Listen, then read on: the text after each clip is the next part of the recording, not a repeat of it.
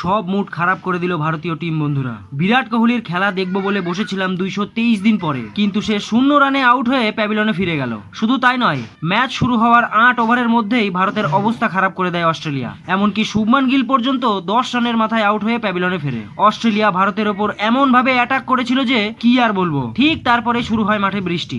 তারপরে ভারতের ম্যাচ 26 ওভারের করে দেওয়া হয়। তারপর অক্ষর প্যাটেল খুব সুন্দর খেলে। KL রাহুলেরও যতটা ক্ষমতা ছিল সে ততটুকুই রান করে। আর শেষে গিয়ে নীতিশ রেড্ডি শেষ 2 বলে 2টি 6 মেরে ভারতের স্কোর 136 রানে পৌঁছে দেয়। কিন্তু ডার্কওয়াথ লুইসের জন্য অস্ট্রেলিয়া 131 রানের টার্গেট পায় জেতার জন্য।